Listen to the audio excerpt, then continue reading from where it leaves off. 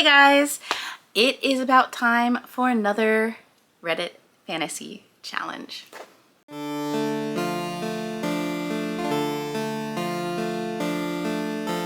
Hey guys, if you are new here, welcome to the Book Path. I'm Nicole, and if this isn't your first rodeo, thanks for sticking around. So yeah, Reddit Fantasy Bingo 2025, beginning of 2026.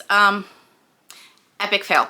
The year before that, also a fail.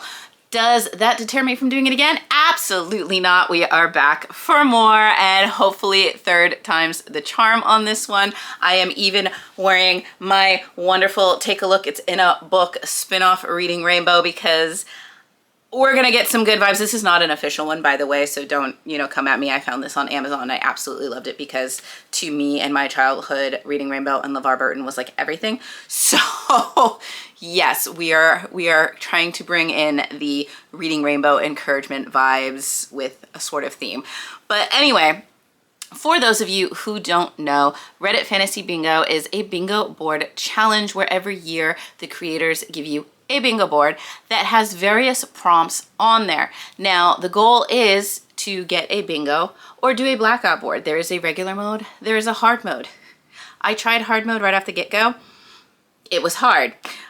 We are going with the regular mode this time, but we are going to try to go for that blackout. We really want that blackout to just get through everything on this board. The rules are that you basically don't want to double up on an author unless a prompt gives you that ability to do so.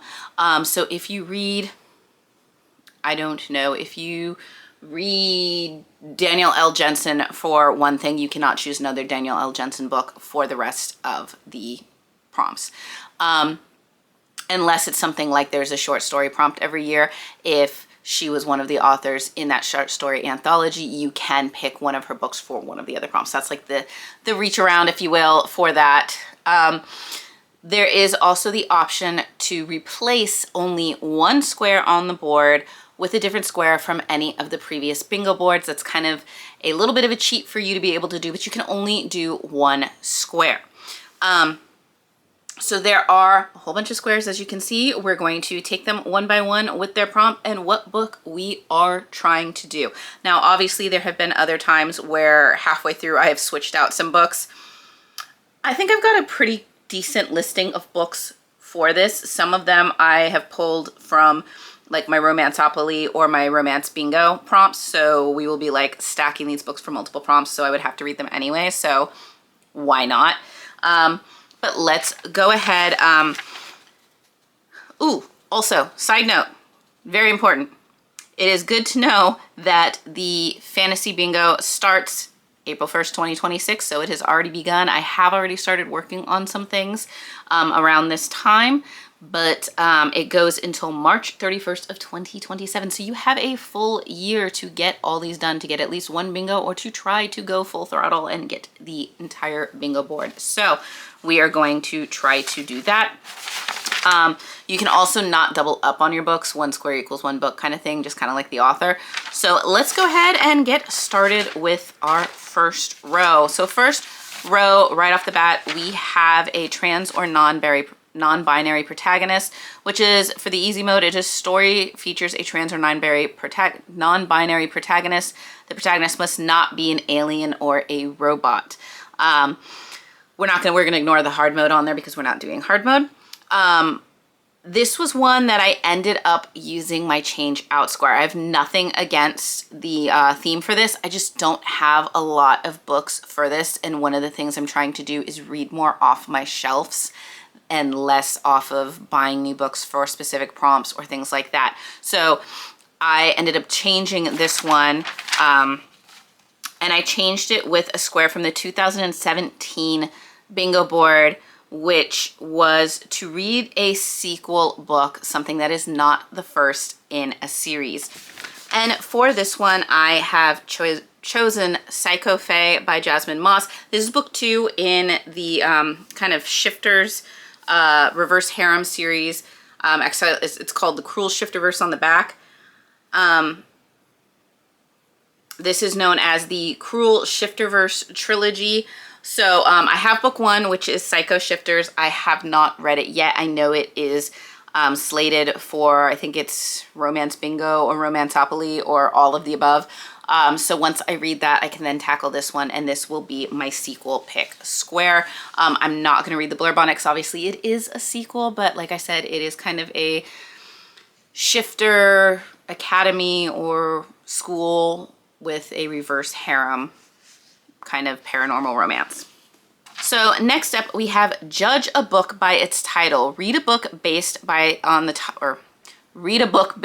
title. This can be a title so epic you had to pick it up or so weird and off-putting that you needed to know why it's called this.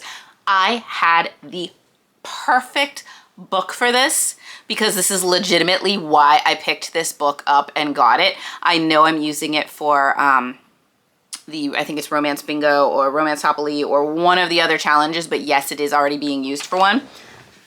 And I am talking about Until the World Falls Down, because once I saw this, I know I talked about it in, I think it was my book haul that I did. This title, Until the World Falls Down, reminded me of the David Bowie song that he did for the movie Labyrinth. And Labyrinth growing up is one of my favorite movies. It's still one of my favorite movies of like all time. So this one was like, once I saw that, I was like, oh my God, that's like the David Bowie song. Let me see. And then I picked it up, and on the back it said Labyrinth meets Beauty and the Beast. And I was like, say no more, say no more, sold. I am taking it with me. So yes, I did pick this one up explicitly because of the title. I had to. So this fit the prompt. Next up, we have a translated book, a story that has been translated from a language you don't read or speak. So for this one, I don't have the book physically. I am in the process of ordering it.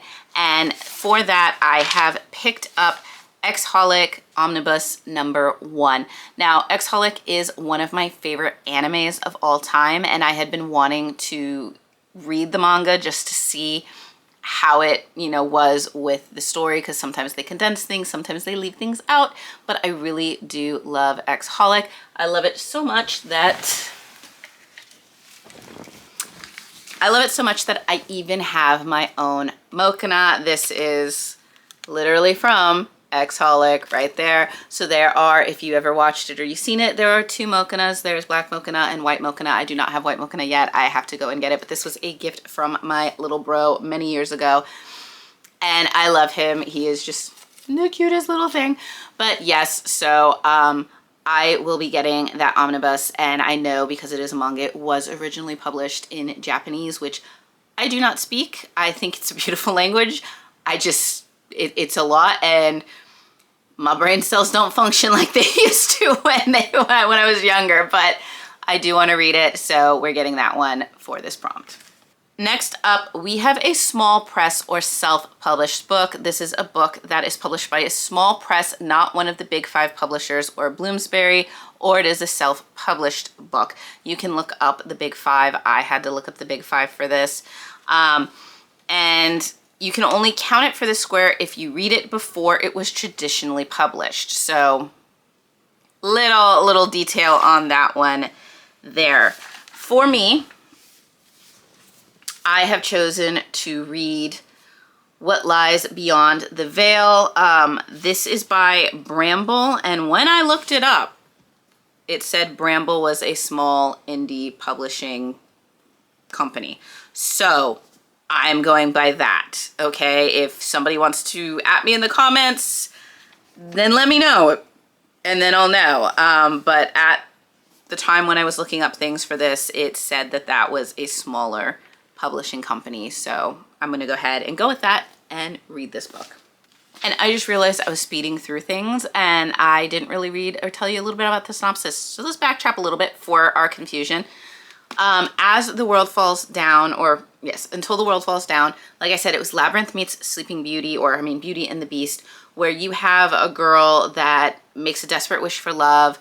This kind of more villainistic deity or something makes her a bargain where if she can escape the labyrinth, he'll grant her wish. If not, she kind of belongs to him.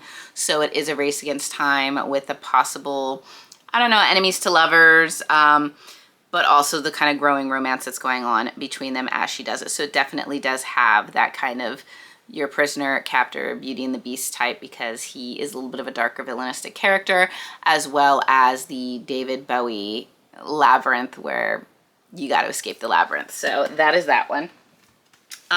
For Ex-Holic, you basically have a kid who has the ability to see spirits and the paranormal, and it kind of really freaks him out. He just wants to get rid of it. So he is led to, she's like a psychic, she's like a witch. I don't really know what she is. She's a very mysterious being, and she tells him that she will employ him and he will work for her, and after he's kind of worked off whatever debt she feels is appropriate, he will be free and clear of being able to see these paranormal spirits. He'll be able to be just a regular kid, but there is kind of an ulterior motive where she sees him as her potential kind of replacement. So she's also kind of gearing him up to maybe take over for him, and she has these very outlandish ways of dealing with the paranormal and things, and it's just really interesting, and the shenanigans that get up to. So yes, that's gonna be a fun one.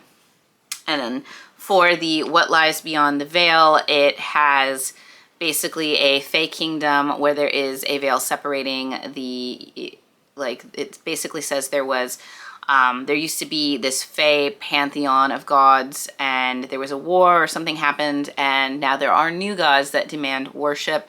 And so you have this veil that kind of goes between them and draws, you know, it's almost the wall between their worlds, so to speak.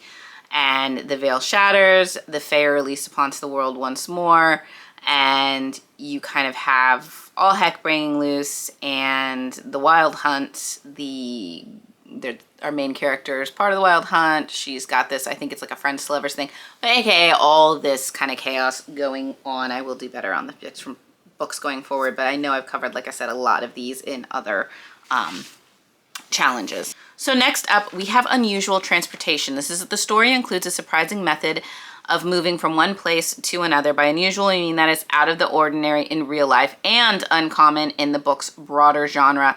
It can include a highly unique take on a general staple like spaceships that wouldn't normally count, but the infinite improbability drive from Hitchhiker's Guide to the Galaxy would.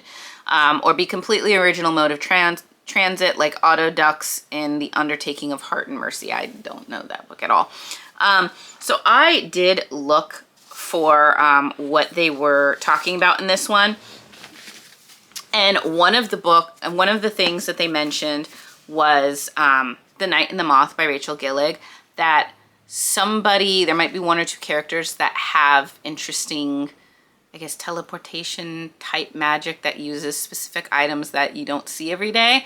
It counted on the list, so we're gonna go ahead and use The Night and the Moth, which I have talked about in other things. You basically have the witch and I think it's a knight, which they're supposed to be at odds, but now they have like a common foe or a common journey that they need to take. So that unlikely alliance type of situation. So it worked for that list, so we're gonna go ahead and use it.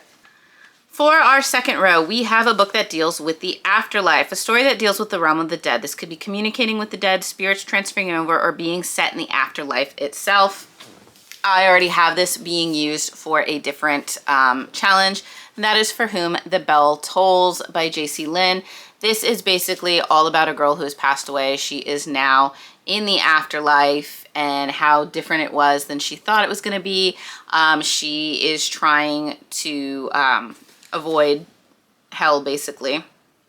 However, she is getting the attention of some of the demons from hell, and it's just kind of about her finding love and what's going on in the afterlife. So completely takes place in the afterlife. So we're gonna go ahead and use that one. Next up, we have Game Changer, a story that features a game or a competition, which obviously there are tons and tons of books in there. I am going with one that is much talked about, and that is Powerless.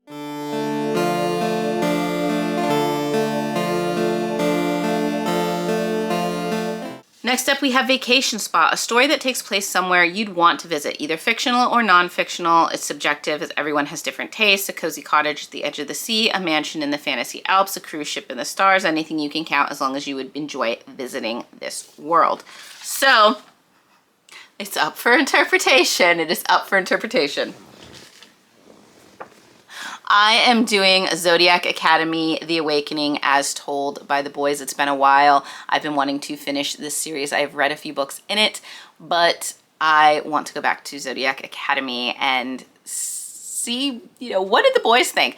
Now, granted, I don't want to be bullied by the boys. Like, I don't want that aspect. However, going to a fantasy school where you can learn all about magic and be there with a whole bunch of like shifters, that seems like that would be awesome. And I would count that as vacation because that would be so cool for me. So I would love to go and visit the Zodiac Academy and the world. So is it a little bit darker? Yes. But you know what? If I gotta battle monsters, I'll battle monsters. But if I get to do it with like werewolves and vampires and like dragon shifters and I can ride in on a unicorn shifter. I mean, if you've read the series, but like it would be a lot of fun, I think. So I'm gonna go with Zodiac Academy. Next up we have 5 short stories. Read any 5 speculative fiction short stories. So this is one that they do every year, and I'm just going to look up and see the one that I chose because I do not have it. This one is actually an ebook for me, but I do own the ebook. It's just in ebook form, and that is... So I am doing Seasons of Romantasy, the spring edition. This is the first one in kind of a series or anthology of different short stories, and it being spring and it being May, I felt like I'm gonna try to do this one in May, I should say. I'm gonna try to do this one in the last part of spring. We shall see how it goes, but this one has a bunch of different collections of short stories that have to do usually with some sort of theme of the season in which they're written. So this is the one that we will be doing for the short story picks, and it sounds right up my alley, so we're gonna go ahead and go with that one. Next up, we have Older Protagonists. The story features a main character who is at least 50 years old. So for this one, she's a thick one. We have decided to go with Empire of the Vampire because obviously vampires being immortal, they have lived for many, many years, and he is definitely older than 50. I've been wanting to read this for a while. I borrowed this from my mother-in-law. I don't even think she's read it yet, so I really want to be able to read it and then give it back to her and so that she can read it because it's been sitting on my shelf for a while. But this is basically the vampire gets caught, he's in the dungeons, and they're gonna try to kill him, I guess, and he is basically telling the story of his life. So obviously she's gonna be thick because it's a long life. So that brings us to our third row, which is Duology Part 1. Read the first book in a duology. So luckily for me, I just got both books in this duology. I had the first one for a while, just got the second one, so it works perfect. And that is The Isle of the Gods by Amy Kaufman. This one sounded good. It basically, there's like this whole big fantasy world. There is going to be an epic adventure to kind of find, I think it's to find a treasure. Basically, you have Sally, who is the captain of a ship. She serves under her father. She has a stranger who happens to be a prince, and he needs to cross the Crescent Sea without detection so he can complete a ritual on the sacred Isle of the Gods.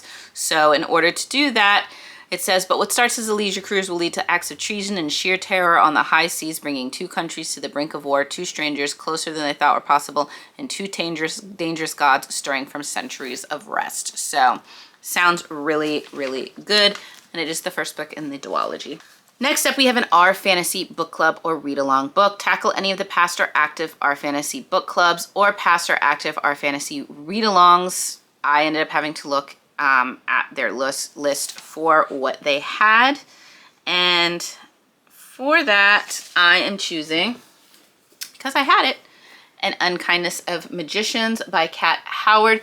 I always got this confused with The Magicians by, I think it's Lev Grossman, which love the show. Absolutely love the show. Completely, highly recommend the show. It's one of my favorite shows of all time. Wasn't a fan of the books. was not a fan of the books. But I'm going to try this one out, and basically it's a magical revenge thriller set amid the private world of New York City's most influential citizens who feed off one another in a hidden game of magical dominance. The unseen world of wealthy and literally powerful magicians in New York City prides itself on remaining invisible. Every 20 years, vying for power and standing during the turning, the heads of the magical houses elect a champion, a family member, or magician for hire and begin a series of duels. But the turning has come early, after only 13 years, and Ian Merlin, the heir to the most powerful house in the unseen world, has been elected to become the champion of his father's chief rival, House Prospero. Enter Sydney, an unknown magician from the candidate house, an outsider easily dismissed among the established wealth and power of the unseen world. What the unseen world will soon learn is that Sydney is a formidable duelist with a power that hasn't been seen in decades, and she has a score to settle. So it does kind of sound almost like All of Us Villains, with like this kind of family house vie for power, select your champion. So it could be really interesting for that. I've heard good things about it, so we are going to go ahead and try this one. So next up, we have published in 2026. Read a book published for the first time in 2026. So of course, any new books coming out are going to work for this. I already picked up mine, and that is A Vow in Vengeance by Jacqueline Rodriguez. I really liked this because it deals with tarot magic, which is not something that you see in a lot of books. So I wanted to go with that.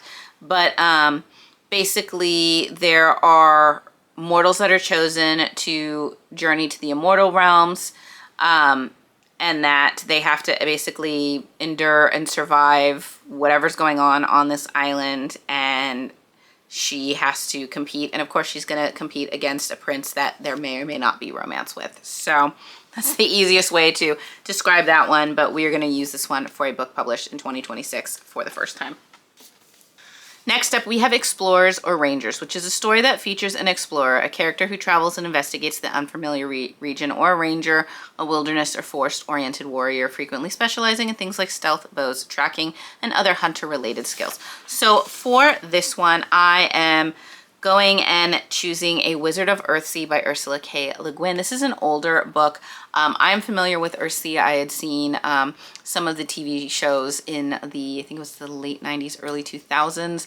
I am also a studio, is it Ghibli, however you want to pronounce it. I know I'm doing it wrong because I've heard it's like Ghibli or something, but you know what I'm talking about. There is an Earthsea story there as well that I really loved, and this is the book series that it's based on, and we're going to go ahead and read The Wizard of Earthsea, which is the first one.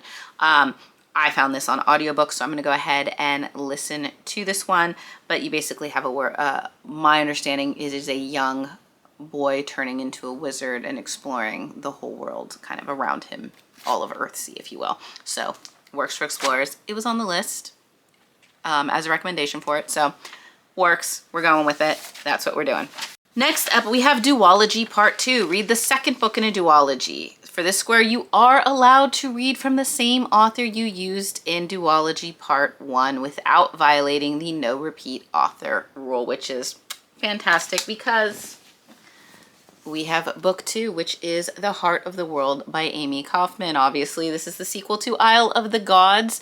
Not going to go into it too much because we just went into a little bit of it, but this is going to be the follow-up for that one. No spoilers. Brings us to our fourth row, which is to read a book with a one-word title. The story has a one-word title. So for this one, I'm going with the mood pick. I feel like there's a lot of different books that have one-word titles, and I have a lot of them. So I don't know really what I want to read. We're going to get to it, but I have things like Anathema, Nightweaver. Let me see, what else do I have? I have Scythe. I have Caraval. I have Behooved. I have a lot. I have a lot of books that can fit that one. So we're gonna go ahead and mood pick that one. After that, we have a non-human protagonist. The story features a main character who is not human. So for this one, I am choosing Fallen Gods by Rachel Van Dyken because I believe the main character in this is a demigod. So not human. I don't know if you guys are going to at me because they're half human. I don't know if she's actually I think she might be a full goddess because it says the gods aren't dead, they're only sleeping. And my father is the most ruthless of them all. So as long as her mother is also a goddess, she will be a god, but it basically exists with gods, goddesses, and pantheons. But you do have all of these kind of older gods that are sleeping, trying to rise up. There is an academy for all of them to go to, and one of them is trying to steal back Mjolnir, which is like Thor's hammer. And basically she is asked to help, and if she fails, everyone she loves will die. So this is an enemies to lovers set in like pantheons with deities and gods. So not human as far as I know. If I find out she is like half human or human in any way, then I might change it. But for right now, that's what we're going with.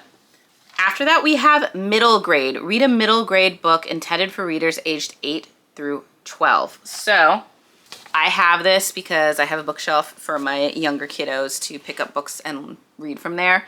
So I'm curious to read The Magic Misfits from Neil Patrick Harris. Obviously, I grew up with him from his Doogie Howser days to the How I Met Your Mother days and everything in between. He's just got this funny personality and I really like him. So I'm very curious to see what world he will create considering the characters he has played himself. But basically you have a bunch of kiddos that may or may not have actual magic abilities, and it says basically you have, I will read this one because I haven't really talked about this one too much. When street magician Carter runs away, he never expects to find friends and magic in sleepy New England town. But like any good trick, things change instantly as greedy BB Bosso and his crew of crooked carnies arrive to steal anything and everything they can get their sticky fingers on. After a fateful encounter with the local purveyor of illusion, Dante Vernon, Carter teams up with 5 other like-minded illusionists. Together, using both teamwork and magic, they'll set out to save their town of mineral wells from Bosso's villainous clutches. These 6 magic misfits will soon discover adventure, friendship, and their own self-worth in this delightful new series. So it sounds fun. I might actually just like read this with one of my kiddos and just have a good old time with it. But it looks good. Like I know he did Lemony Snicket's Unfortunate Events. Like he was casted in that one. So we're going to see what fun, weird, mischievous vibes this might have. Next up, we have First Contact. The story prominently features interspecies and interracial meeting for the first time. So obviously, there is numerous alien romances that I could have picked from for this one. But I decided to go with a fantasy romance and kind of shift it because I felt a little like the alien romance might be like a gimme, as well as not big on sci-fi, so when you start talking spaceships in front, I kind of lose interest. I mean, I did read Ice Planet Barbarians and loved it, absolutely loved it. So I decided to go with Ruthless Mate, which is the first book in the Marked Dragon Prince series. I had this one as an ebook, so it worked out as well. This is by Jen L. Gray, and it says 2 dragon princes arranged to marry one. Kidnapped by the other. I'd always hoped to marry for love. Fate had other plans. My mundane life gets spun off its axis when my family is threatened. The price of protection for the people I love. A forced marriage to a handsome, enigmatic man who holds dark secrets.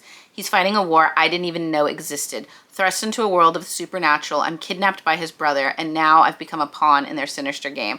I shouldn't be attracted to my captor, but something about Thorn overpowers my soul and makes me want to forget all the unforgettable things he's done. Yet none of that matters in the end. I won't let my family suffer, which means going back to the man I must marry to save them, even if it destroys me. So, given off the fact that she's saying I'm thrust into a world I didn't even know existed, I'm going to assume she didn't know about dragon shifters, and so it's going to be the first meeting, the first chance with a dragon shifter, and obviously she's going to be forced to marry one. So we're going with that one for now. Obviously, if this switches, then I know there's a ton of alien romances I can choose from, and we'll go for that. After that, we have a murder mystery. The main plot of the story focuses on solving a murder. So for this one, I ended up choosing Blackthorn by J.T. Geisinger. This was a recent purchase for me, but basically you have Maven Blackthorn, who fled her small town after her mother's suspicious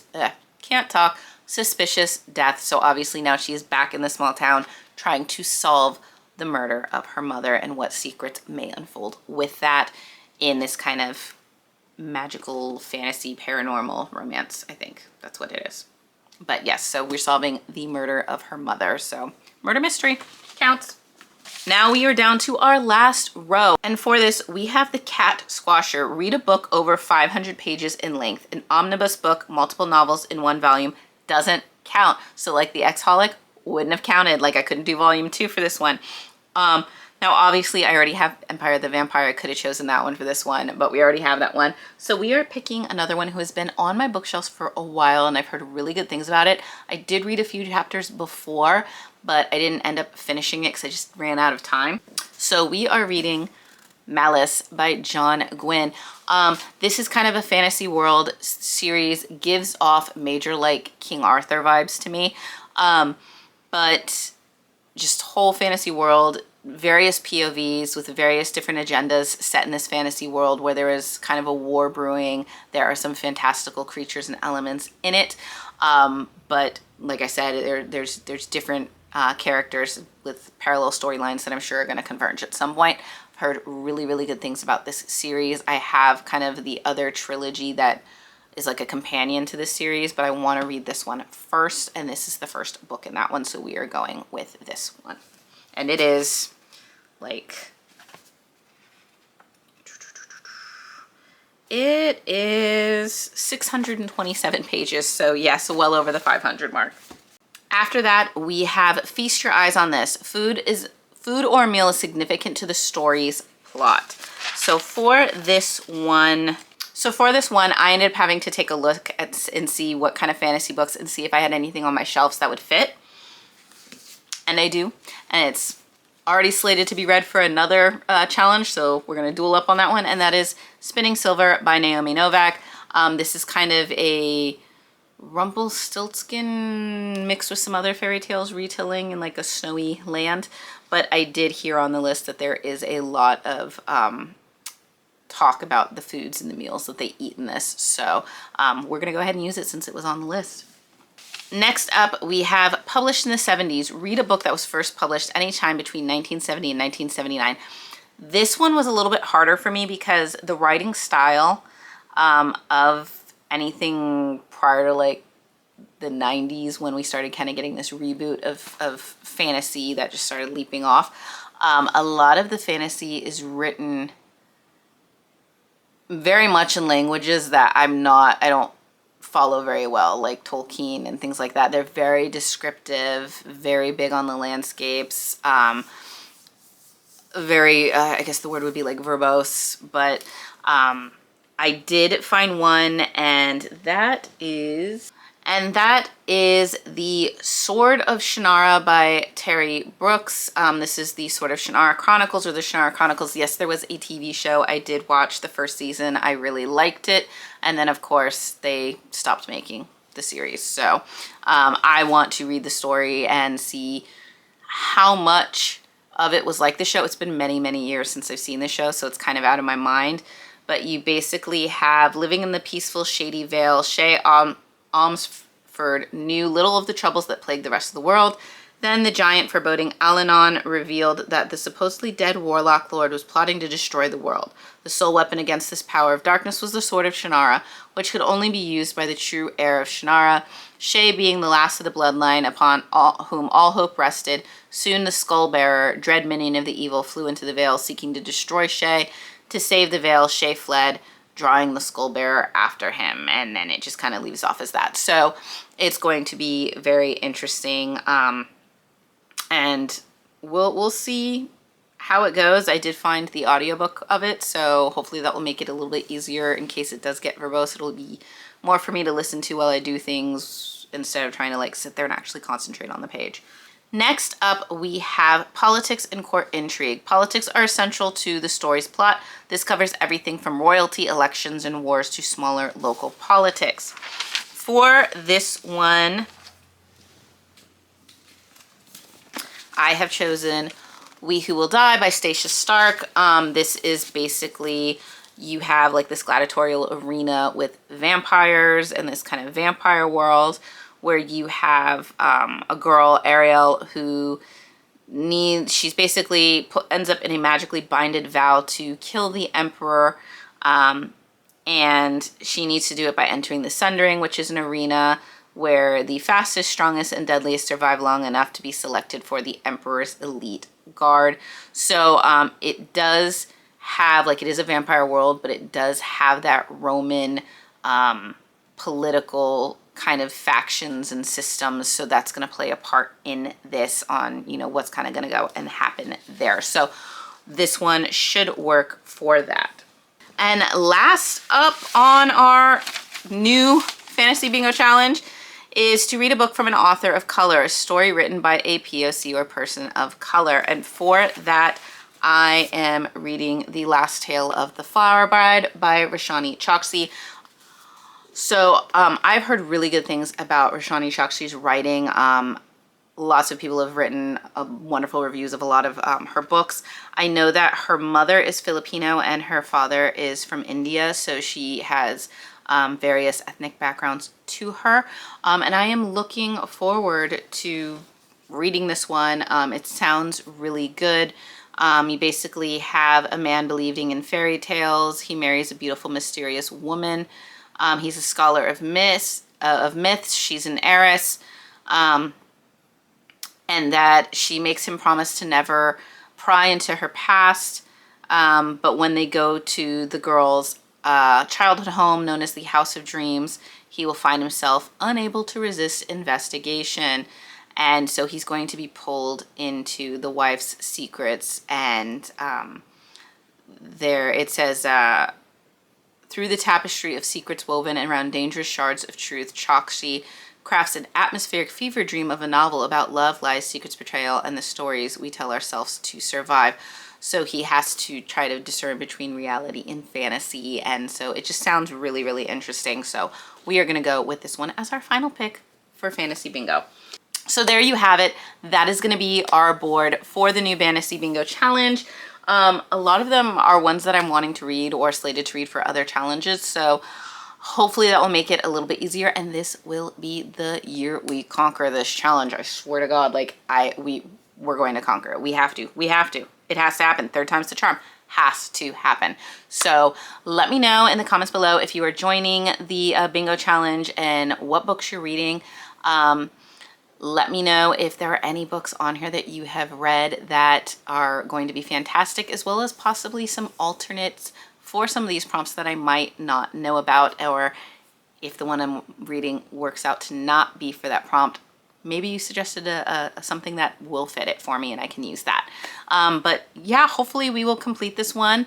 And so them be my reads for this challenge. We have already started going on it, and hopefully this year's the year. It's got to be this year. It has to be this year.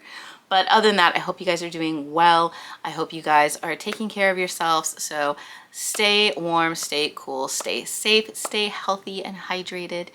Enjoy your reads, and I will see you guys in the next video.